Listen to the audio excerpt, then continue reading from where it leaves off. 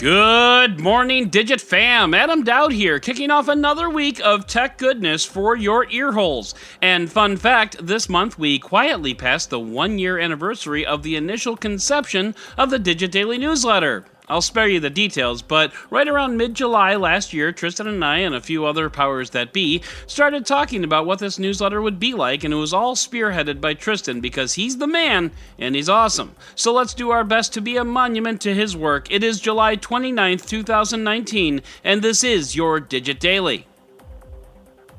Hey Siri, are you going to have 5G? You bet your bippy I will. So go the claims that not only will Apple have 3 new iPhones for 2020, just like they'll have 3 new iPhones in 2019 and 3 new iPhones in never mind, you get it.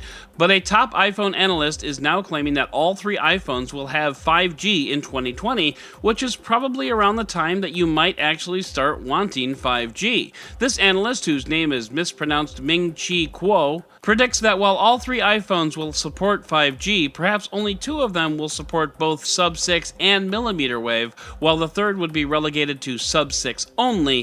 That translates to slower speeds, but as I have said about Sprint's sub-6 5G service, that's better coverage, so overall, not a big deal. Anyway, since Apple picked up Intel's 5G goodies, it'll have all the resources it needs to pack its phones full of 5Gs, which is great for everyone. But again, in this chicken and egg scenario, the carriers need to hold up their end of the bargain as well. If we're still waiting for Verizon to put up towers every 800 feet along the streets of Chicago, it won't really matter what brand of 5G an iPhone will be able to use, there won't be a signal. It's like having the world's greatest collection of Betamax videotapes. No, actually, it's worse than that because at least eBay or Craigslist or somebody will probably still sell Betamax players. I didn't bother to look it up because, it's Betamax, who cares? But anyway, at least you know you'll be able to get 5G on even the cheap version of the iPhone, and as always, air quotes, because by 2020, the cheap iPhone will probably be like $900. But at least everything on the iPhone will be completely and totally private, except... So, we've talked about how Amazon and Google both use contractors to listen to recordings and to make sure that our personal assistants are doing the right thing. Aw, say it ain't so, Apple. Yeah, it's so. A whistleblower over the weekend revealed that contractors are listening in on Siri as well, and for the same reasons, and hear the same inappropriate stuff. But for some reason, this Apple contractor gets a lot more specific about what they're hearing. Criminal behaviors, doctors having conversations with patients, business deals, and of course, the ever-popular people getting jiggy with it. The contractor says that these are often false positives for the Hey Siri trigger, which, sure, we get that. Alexa has an itchy trigger finger often too, but this contractor said that the sound of a zipper can often trigger the speaker, like, Hey Siri? I don't see it personally, but you can see how a zipper triggering Siri might cause some awkward listening for the contractor on the other end.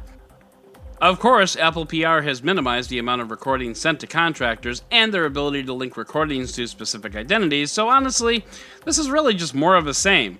But this coming from Apple, who once famously bought billboards saying what happens on your iPhone stays on your iPhone, except in the case of Siri, not so much. And if I wanted to slam dunk this, I would do so by saying it turns out more people use Siri than we thought, they just don't know it. So, since we're all groaning from that last shot across the bow, let's head into the roundup! Sprint and T-Mobile got the green light from the Justice Department over the weekend, making it much more likely that this merger will happen. T-Mobile is looking to absorb the tiny fourth carrier Sprint because having a tiny fourth carrier doesn't make a lot of sense. Of course, part of this deal is that Dish will start its own tiny fourth carrier, so that makes the deal okay? Somehow? Plus, T-Mobile promised not to raise its prices for 3 years, which is great news, unless of course you plan on being on T-Mobile 3 years and 1 day from now.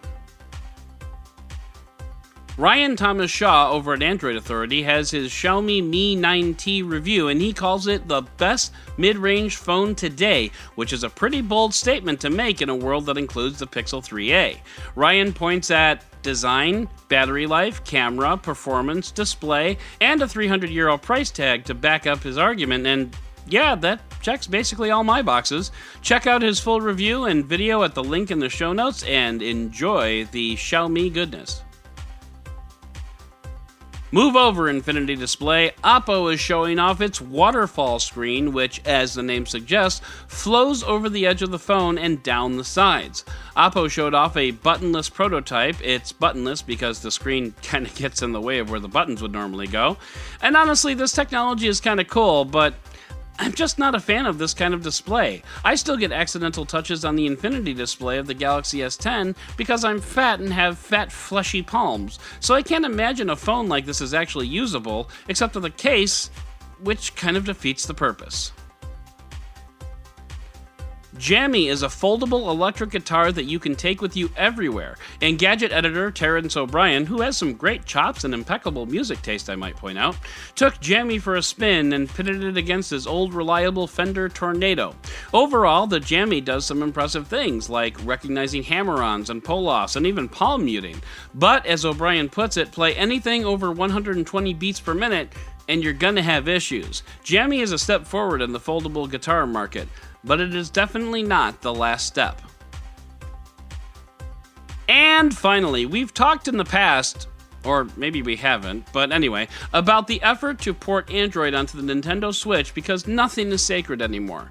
Well, it's unofficially official, and you can download the mod and install Android to your Switch. Interestingly, you can also get the Switch to identify as an NVIDIA Shield tablet, which could potentially allow you to play NVIDIA-exclusive titles on it. Or, you could just play Switch games on it. I know, it's a crazy idea. And here's a hot tip, modders. Android does not automatically make everything better. It makes a lot of things better, but it doesn't make everything better. So that's going to do it for today's Digit Daily. If you'd like to learn more about any of these stories, check out the links in the show notes and subscribe to our daily newsletter on Digit.com. And if you like what you heard, subscribe, leave a review, and don't forget to tell your friends about DigitDailyPod.com. Once again, I'm Adam Dowd, Dead Technology on Twitter, and we'll talk again tomorrow.